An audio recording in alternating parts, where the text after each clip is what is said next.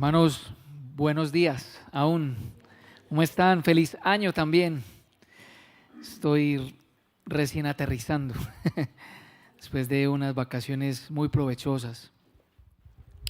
Y estamos iniciando el año 2023, aprendiendo a buscar más al Señor a través de 5 grandes oraciones que se encuentran en el Antiguo Testamento. Eso es lo que hemos estado predicando, de esa manera hemos estado tratando de buscarle. Y es que cuando comienza un año, uno suele hacerse la idea de que por alguna razón nos podemos dar una nueva oportunidad para cambiar tantas cosas no deseables en nosotros. Hacemos planes para cambiar rutinas, hábitos, mejorar relaciones, iniciar una nueva, terminar otra. Buscamos nuevas experiencias, proyectamos trabajos, iniciamos nuevos proyectos. Queremos, incluso hacemos planes para comprometernos más con el Señor y con la iglesia y comenzar de cero. Pero yo les tengo, hoy hay un buen grueso de la comunidad aquí, qué bueno. Yo les tengo una pregunta. ¿Qué significa realmente comenzar de cero? ¿Qué significa comenzar de cero?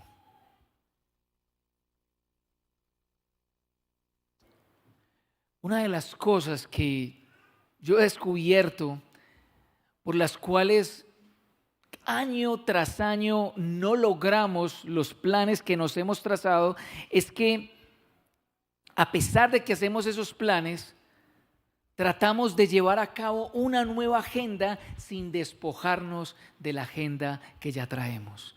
Es decir, pensamos añadirle a toda la carga que tenemos una nueva carga y por ende no la podemos llevar a cabo. Es como tratar de construir un segundo piso sobre un techo tejado.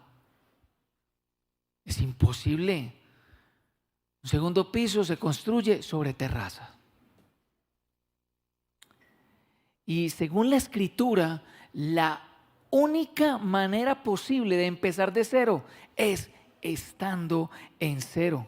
Y quizá muchos de nosotros estamos aquí en cero, no sabiendo cómo lidiar con los errores que hemos cometido, no solamente el año pasado, sino año tras año, enfrentando las consecuencias de nuestras malas decisiones, cansados de intentar e incluso de orar, pero descubriendo que nuestros esfuerzos son cada vez más inútiles.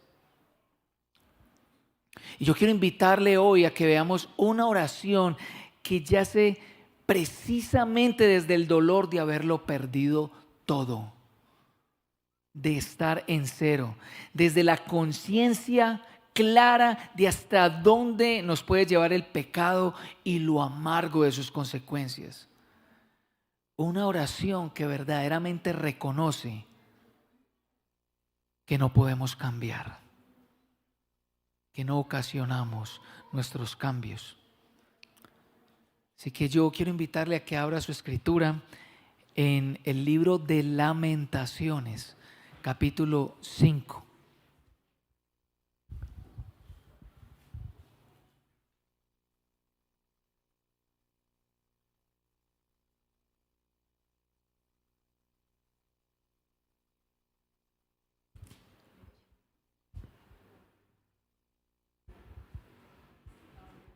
Lamentaciones 5. Acuérdate, oh Señor, de lo que nos ha sucedido. Mira y ve nuestro oprobio. Nuestra heredad ha pasado a extraños, nuestras casas a extranjeros. Hemos quedado huérfanos, sin padre. Nuestras madres como viudas. Por el agua que bebemos tenemos que pagar. Nuestra leña nos llega por precio. Sobre nuestros cuellos están nuestros perseguidores. No hay descanso para nosotros. Estamos agotados. A Egipto y a Asiria nos hemos sometido para saciarnos de pan. Nuestros padres pecaron, ya no existen, y nosotros cargamos con sus iniquidades. Esclavos dominan sobre nosotros. No hay quien nos libre de su mano. Con peligro de nuestras vidas conseguimos nuestro pan, enfrentándonos a la espada en el desierto. Nuestra piel quema como un horno a causa de los ardores del hambre. Violaron a las mujeres en Sión, a las vírgenes en las ciudades de Judá. Los príncipes fueron colgados de sus manos, los rostros de los ancianos no fueron respetados. Los jóvenes trabajaron en el molino y los muchachos cayeron bajo el peso de la leña. Los ancianos han dejado de estar a las puertas de la ciudad, los jóvenes de su música. Ha cesado el gozo de nuestro corazón. Se ha convertido en duelo nuestra danza. Ha caído la corona de nuestra cabeza. ¡Ay de nosotros, pues hemos pecado! Por esto está abatido nuestro corazón. Por estas cosas se nublan nuestros ojos. Porque el monte Sión está asolado. Las zorras merodean en él. Pero tú, oh Señor, reinas para siempre. Tu trono permanece de generación en generación. ¿Por qué te olvidas para siempre de nosotros y nos abandonas a perpetuidad? Restáuranos a ti, oh Señor, y seremos restaurados. Renueva nuestros días como antaño, a no ser que nos hayas desechado totalmente y estés enojado en gran manera contra nosotros. Esa es la palabra del Señor esta mañana. Lamentaciones capítulo 5 es una oración de lamento colectivo, hecha por una persona en nombre de todo lo que está sintiendo una comunidad.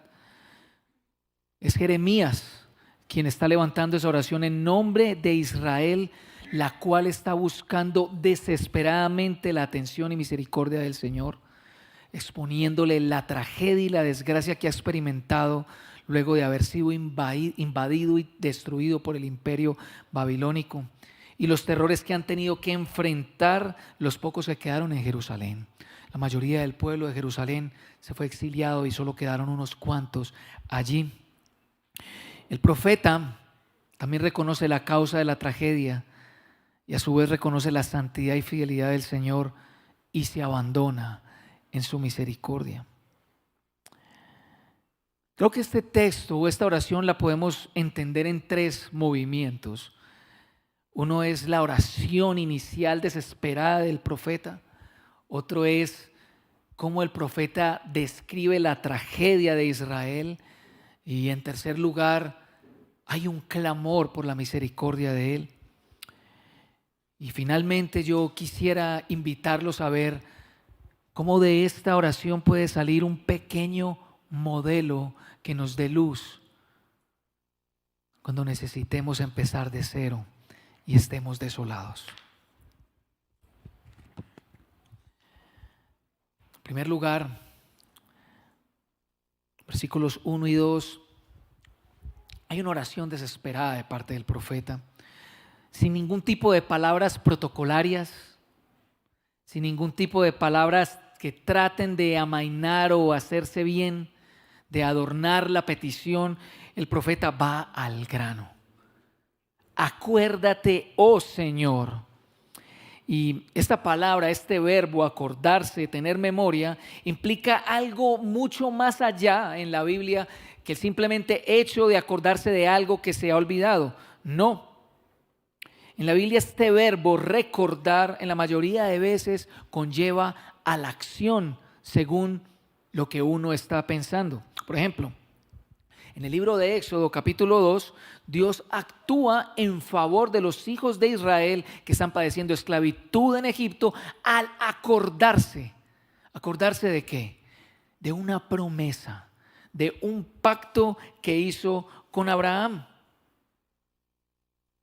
Pero hay que aclarar que es que el Señor no se está acordando porque le falle la memoria y tenga que tomar pastillas para ello. No. Cuando estamos hablando de la memoria del Señor, es que el Señor siempre tiene en mente a los suyos, porque les ha prometido estar con ellos, no abandonarles, porque se comprometió a manera de pacto. Es decir, se comprometió a sí mismo so pena de muerte para estar con ellos y no abandonarles jamás. Es decir, Dios tiene una relación personal con ellos. De hecho, bueno, estamos cambiando de versión, pero tengo una queja contra esta versión y contra muchas quejas, contra muchas traducciones modernas. En la gran mayoría de las traducciones de la Biblia, últimamente, incluso en inglés, usted encuentra aquí la palabra en versículo 1, Señor, con mayúsculas. Y es una manera en la cual los traductores han tratado de ser fieles a la costumbre hebrea de que cuando aparece el nombre del Señor, el nombre yo soy el que soy o yo estoy para siempre, algunos lo traducen como Jehová o Yahvé, ellos no lo pronuncian por reverencia, sino que en lugar de eso dicen Adonai o Señor. Así que si nosotros realmente dijéramos lo que dice el texto, Jeremías está dirigiendo a una persona con nombre propio. Acuérdate de nosotros, oh Yahvé.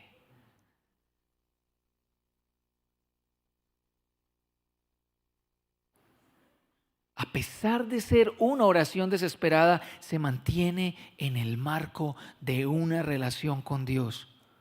Oramos. ¿Por qué oramos? Porque Dios es una persona también que se comunica, que escucha, que responde. La oración no es un monólogo.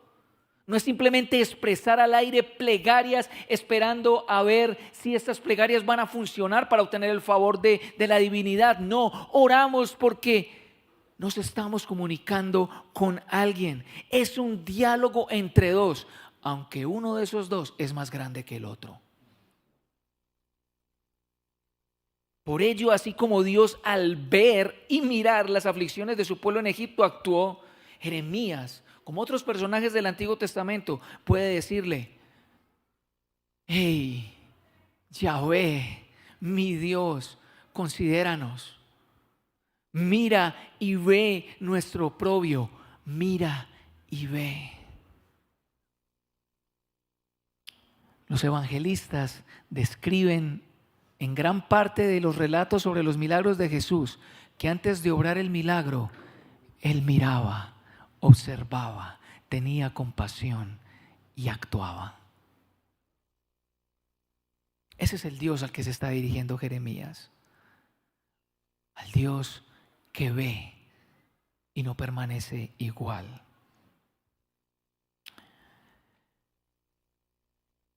En segundo lugar, la oración continúa extensamente de los versículos 2 al 18. Lo que pretende Jeremías es decirle al Señor, a Yahvé, decirle: mira y ve nuestro oprobio, mira nuestra desgracia. Y describe la tragedia nacional. Es una tragedia que representa una crisis socioeconómica, emocional, física y espiritual de la nación después de la invasión a manos de Nabucodonosor. Fueron destruidos y llevados en su mayoría al exilio, como les dije antes. Es una completa tragedia. Socioeconómicamente están padeciendo expropiación. La tierra que Dios les dio en posesión, por la cual los salvó, se les ha sido quitada a manos de aquellos que nunca tendrían lugar en ella. Las promesas de Dios era que ningún extranjero los invadiría. No se les sería quitada. Los extranjeros antes temían ante la grandeza de Israel, ahora son quienes se apoderan de ella. El pueblo también está padeciendo dispersión y pobreza. Padres separados de sus hijos por muerte o por exilio. Aún más, los israelitas pasan ahora a ser la sociedad más vulnerable y dependiente. Una sociedad viuda y huérfana. La que alguna vez fue la tierra donde abundaba la leche y la miel, pasó a ser una que se muere de hambre y de sed. Y a necesitar conseguir su sustento, que no lo necesitaba, de las naciones de las cuales fue libre en otro tiempo, Egipto y Asiria. También padece explotación. Pasaron de ser grandes a muy pequeños, de señores a esclavos, de dominar a ser subyugados. Han sido sometidos a trabajos forzosos, como trabajar en un molino, como cargar leña. Trabajos humillantes en esa cultura, que eran hechos solamente por criminales, presos o esclavos. También están padeciendo una desestructuración nacional, es decir, se perdió la institucionalidad de la nación, el gobierno, la autonomía nacional. Los gobernantes, descritos aquí como los príncipes, han muerto, los ancianos no fueron respetados y ahora son gobernados por cualquier persona que Babilonia haya dejado a cabo. A la luz de un capítulo anterior, son los esclavos quienes los dominan. También están padeciendo degradación humana, violación, abuso. No ha habido consideración de ningún tipo de persona por razones de su sexo, edad u estatus. La dignidad está por el piso. Cuando dicen nuestra corona ha caído de nuestras cabezas, es porque ya no hay dignidad humana posible en ellos. No hay esperanza aún de recuperarla. El país ya no es país, no tiene vida. Cuando se describen a los ancianos en las puertas es porque en las puertas normalmente se tomaban decisiones. La vida de la ciudad estaba allí. Sus antiguos hábitos, sus fiestas, su mercado, su comercio han desaparecido por completo. La infraestructura física fue derribada y quemada. No tienen límites, están a merced de otros y en constante peligro. Segundo, emocionalmente, su crisis es de cansancio, abatimiento, dolor y tristeza. La alegría se ha ido por completo y una de las principales señales de ello es la ausencia de música. Dice también el profeta previamente que en lugar de ellos cantar, son la copla de otros. Hay frustración, hay impotencia, hay debilidad y hay constante llanto.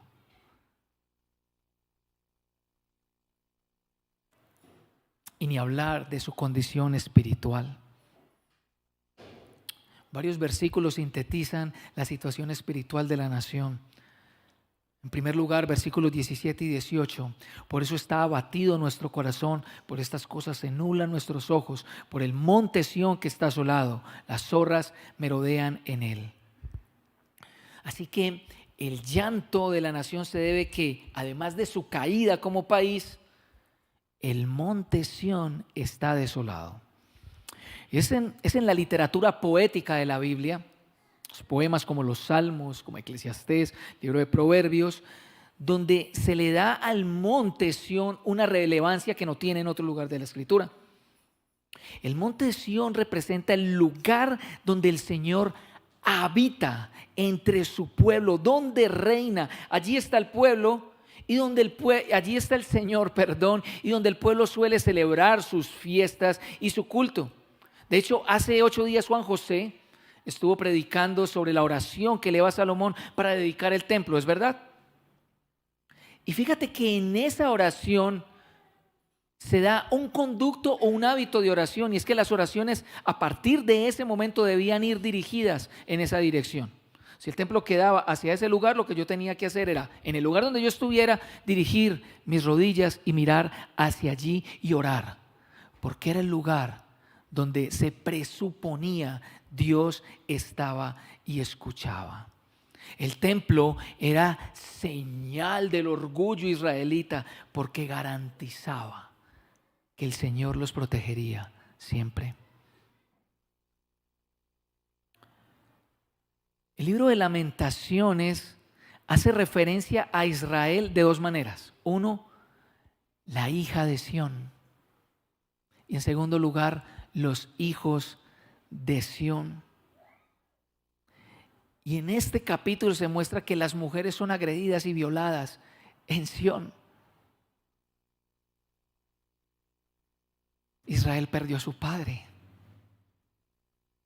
Su padre dejó la casa. Ya no está allí. La casa está vacía, habitada por zorras. Así que la situación espiritual de Israel es la de una relación rota con Dios, con Yahvé, su Padre. Él ya no está con ellos. Lo que antes fue una relación de amor, confianza, seguridad y plena entrega, ahora es una relación de enemistad. Capítulo 2 describe que Dios ahora es el enemigo de su pueblo. Pero lo que más vale la pena notar aquí es que justamente las crisis que les acabé de mencionar, la crisis social, económica, emocional y física de la nación, es el resultado de esta crisis espiritual. Imagínate una línea de dominós que necesita solamente el movimiento, el tambaleo de uno solo para que toda se venga abajo. La ficha principal de esta construcción se vino abajo. Por lo tanto, toda la construcción se vino también abajo.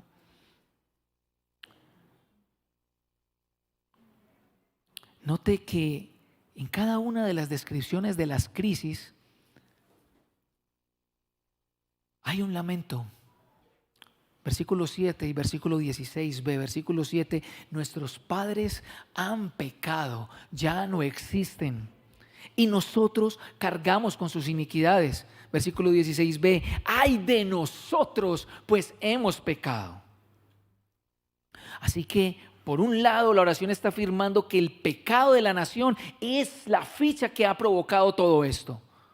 Un pecado que los padres de la presente generación cometieron en el pasado y tiene consecuencias en el presente para otros. Piensa en una infidelidad conyugal, en un hogar donde hay hijos. ¿Qué consecuencias tendrá una infidelidad conyugal? Tiene consecuencias, claro. No es simplemente un afero o un desliz. Se sufrirá sobremanera. Se generarán relaciones rotas. Se acabará la economía del hogar. Ya será dolor, ya será odio. Así sea individual, un pecado, esto es muy claro en Jeremías y en toda la Biblia, un pecado individual afecta el resto de la comunidad. Pero hay una manera, lo afirma el versículo 16b, que también el pecado de los padres afecta a los hijos. Uno, es que ellos lo van a seguir perpetuando, porque es lo que han visto de sus padres. Por eso cargan con el pecado de sus padres, porque aprendieron a pecar también. Pero por otro lado, la oración, como todo el libro de Lamentaciones, está afirmando lo que desde la fundación de Israel fue una advertencia, pero más que ello, la estipulación que tenía un compromiso voluntario, un pacto. Luego de que Israel fuera liberado de la tierra de Egipto y pese a todo pronóstico llegaran a la tierra prometida, antes de tomar posesión de ella,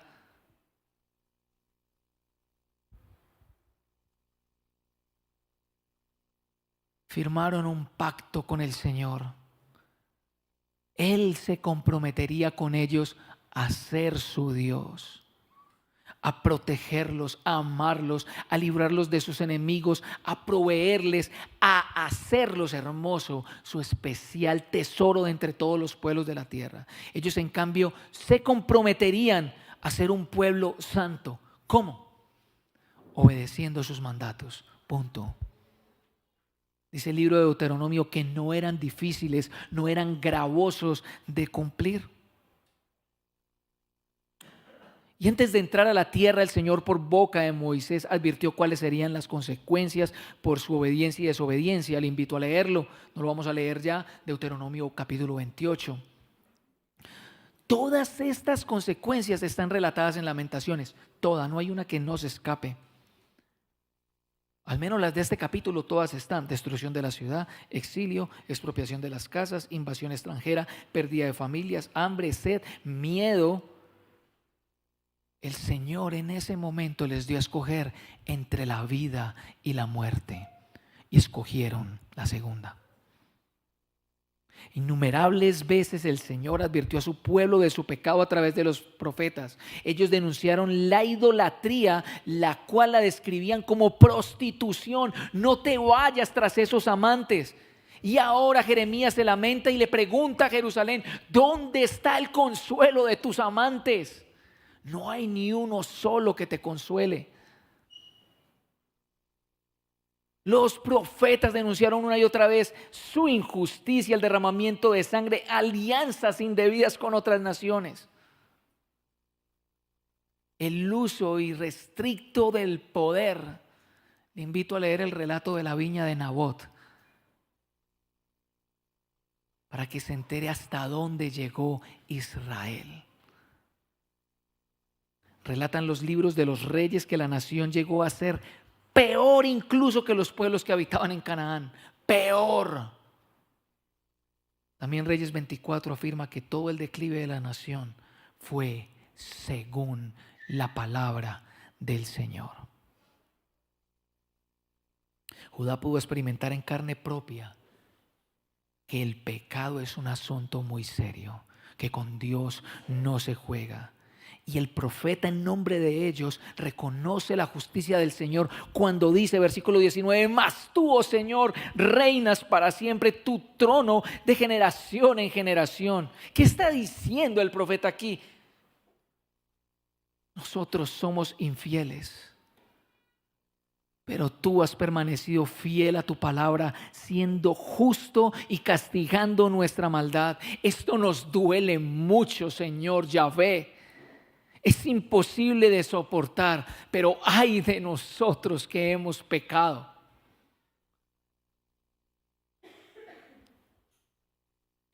Sin embargo, es este mismo versículo 19 que marca el tercer momento de la oración, que es un clamor por misericordia, empezando ahí mismo.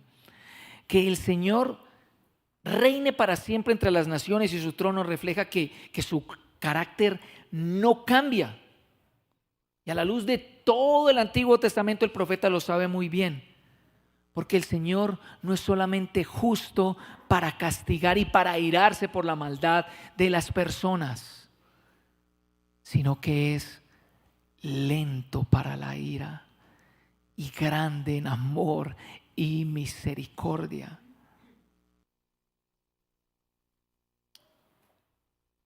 El profeta sabe a quién le está pidiendo misericordia, porque en el capítulo 3, verso 33 está quizá el corazón del carácter del Señor. Déjeme leérselo. Porque Él no castiga por gusto, ni aflige a los hijos de los hombres. La palabra por gusto es de corazón. La inclinación del corazón de Dios no es el castigo. Te lo voy a repetir para que no se te olvide. La inclinación del corazón de Dios no es el castigo.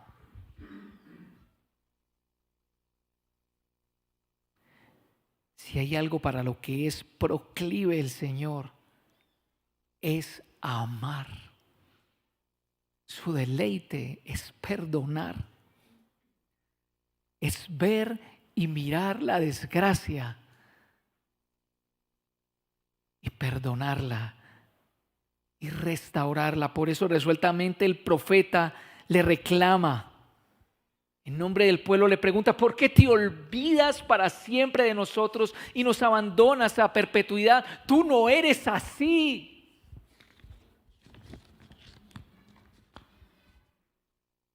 Ahora, ¿qué sucede cuando hemos tocado fondo y somos conscientes de nuestra bancarrota moral y espiritual y de todo el daño que hemos causado y que Dios es justo?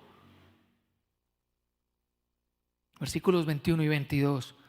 Restáuranos a ti, oh Señor Yahvé, y seremos restaurados.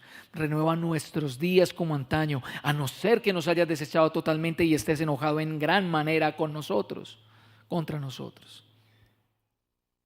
3 cosas. En primer lugar, el autor enfatiza que el daño más grande que puede ocasionar nuestro pecado es a una persona, es romper una relación, la relación con Dios. Y solamente Dios puede restaurarla. La petición es muy simple. Yo me he separado y tú eres el único que puede volverme a unir a ti. Vuélveme a ti. Las palabras sobran. El protocolo se va para otro lugar. La religiosidad pasa a los libros y a los catecismos. Aquí es el corazón expuesto. Es el mismo corazón que Jesús describe cuando contó una parábola, la parábola del fariseo y el publicano.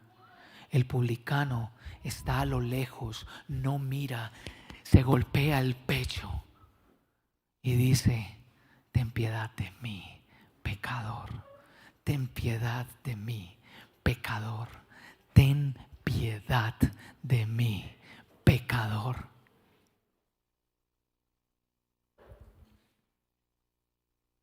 En segundo lugar,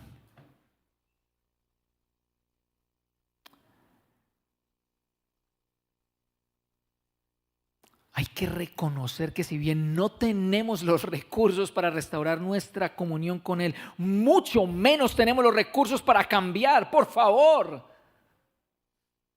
No son nuestros esfuerzos, ni lo que prometamos después de un culto, reunión, ni cuánto leamos la Escritura. No me vaya a apedrear por blasfemia, ni cuánto oremos. El pueblo de Israel es un verdadero ejemplo de lo que significa vivir una excelente vida religiosa, que al mismo tiempo es abominable a los ojos de Dios. Este pueblo me alaba con sus labios, pero su corazón está muy, pero muy lejos de mí. Todo lo que hacemos religiosamente es bueno, sí, la verdad es muy bueno, si sirve al propósito de amar a Dios con todo nuestro ser, con todas nuestras fuerzas, con toda nuestra mente, con toda nuestra alma y corazón. No obstante, Él es el que cambia, quien nos renueva, quien nos puede dar una vida nueva como la de antaño. En tercer lugar, es necesario abandonarse plenamente en la misericordia y amor del Señor. En últimas, el profeta deja la respuesta a Dios mismo. Queda en puntos suspensivos la oración. Te he abierto mi corazón, somos responsables de lo que hemos hecho. Esto nos duele mucho, necesitamos volver a ti o que tú vuelvas a nosotros. Nosotros no podemos cambiar nuestra situación interna ni externa. Tú sí nos puedes cambiar. Yo incluso no te puedo manipular con estas palabras, ni con buenas obras, ni con mi vida religiosa. Dependo únicamente que tú te acuerdes de mí. En últimas, el verdadero arrepentimiento se experimenta tanto al acercarnos a Dios por misericordia, como en experimentar y reconocer lo lejos que estamos de Él.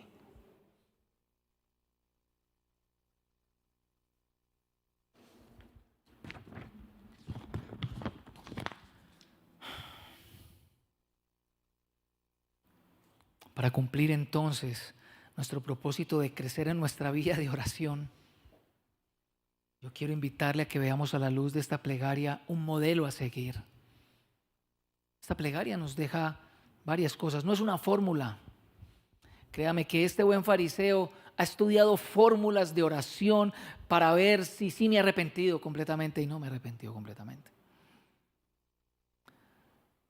Pero lo que sí es son principios o direcciones claras. Algo que se debe ver.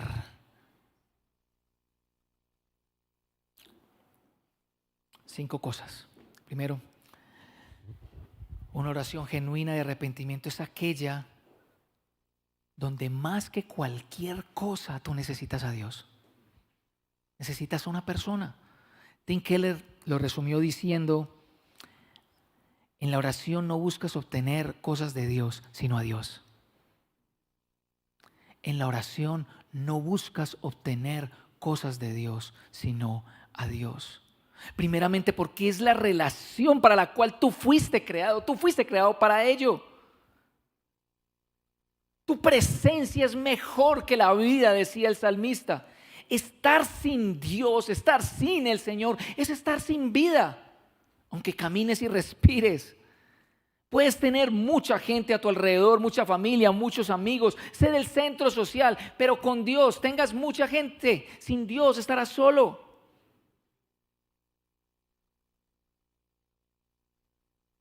Necesitas a Dios más que a nadie. El profeta lo oró de esa manera: restáurame a ti primeramente por sobre todas las cosas. Las consecuencias se pueden ir, las puedo soportar, pero si no estás tú, entonces no hay nada.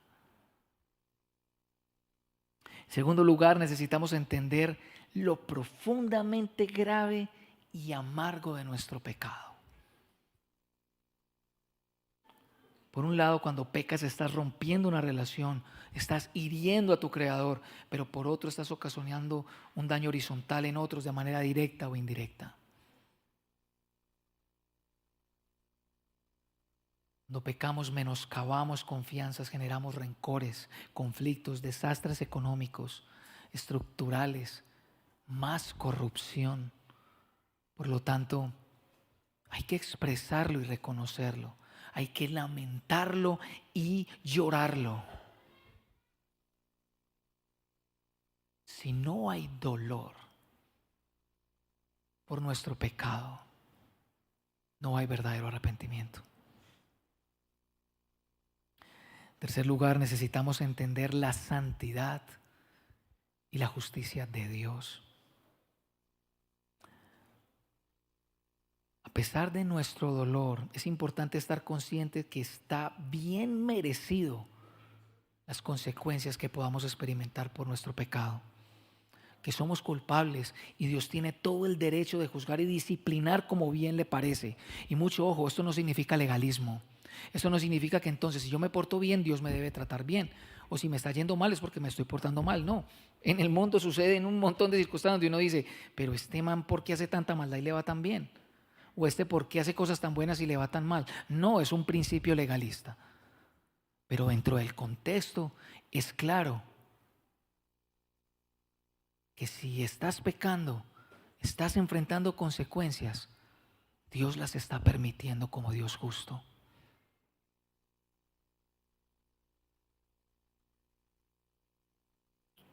En cuarto lugar, necesitamos abrazar su misericordia y amor. Ustedes notaron que la oración quedó incompleta. La respuesta de la boca depende de Dios en este caso. Él dice: a menos que te hayas olvidado de nosotros para siempre. Dios no se olvidó. Pasaron años, muchos años. El Señor los volvió a traer a la tierra. Los volvió a reunir. Utilizó los mismos reyes que la saquearon para volver a construir el templo.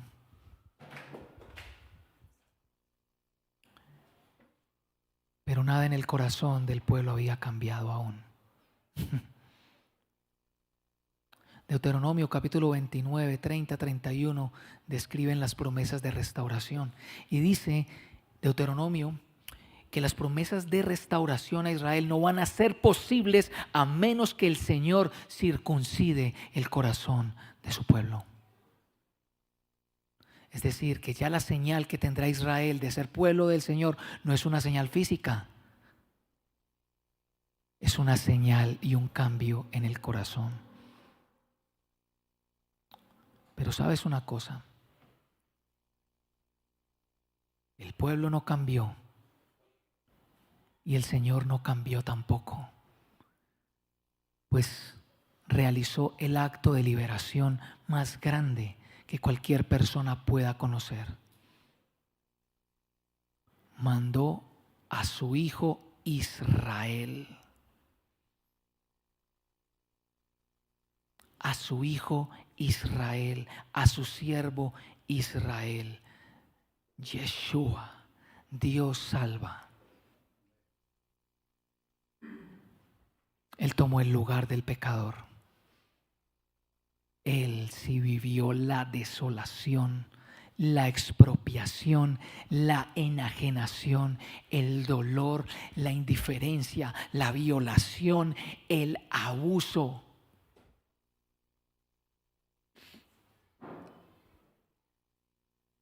Él tomó el lugar.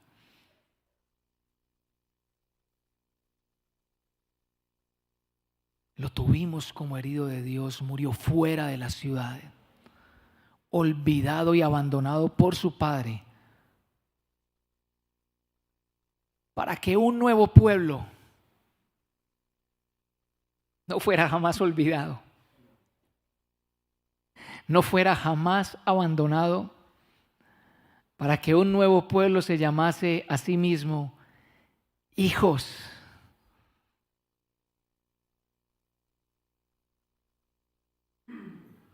Para que un nuevo pueblo ya no fuera circuncidado, sino cambiado en su corazón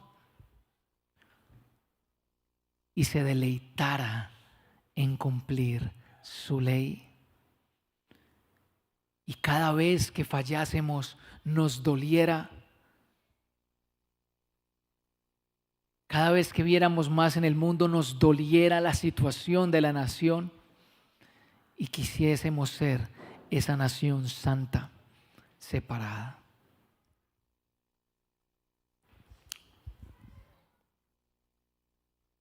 Necesitas abandonarte plenamente en el lugar donde fluyeron el agua y la sangre de nuestro Señor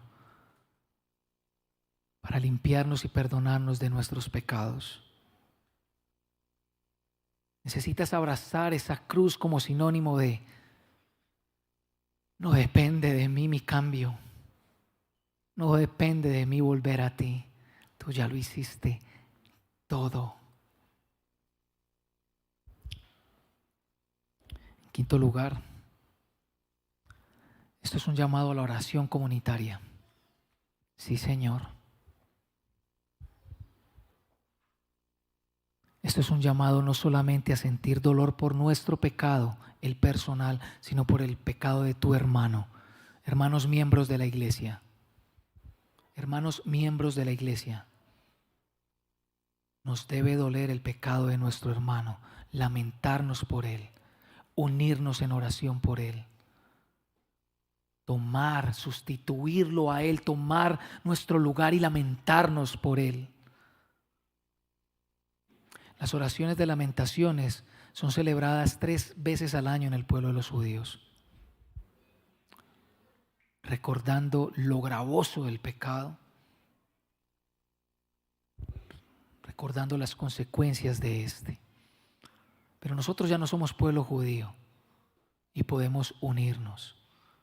Necesitas la misericordia y el favor de tus hermanos en favor tuyo. Necesitas que un hermano se ponga en la brecha por ti. Hombres, necesitas que un hermano esté orando por tu salud sexual. Necesitas que un hermano esté orando por tus batallas. Hermanas, necesitas que hermanas estén orando por tus miedos, por tus soledades.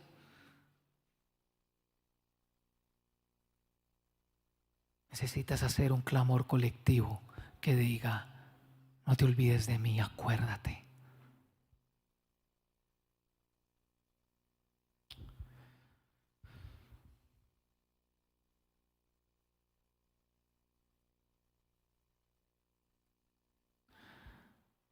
Vamos a orar.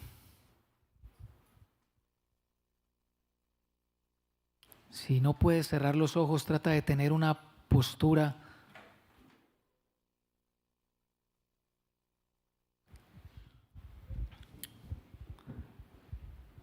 donde solo estés tú.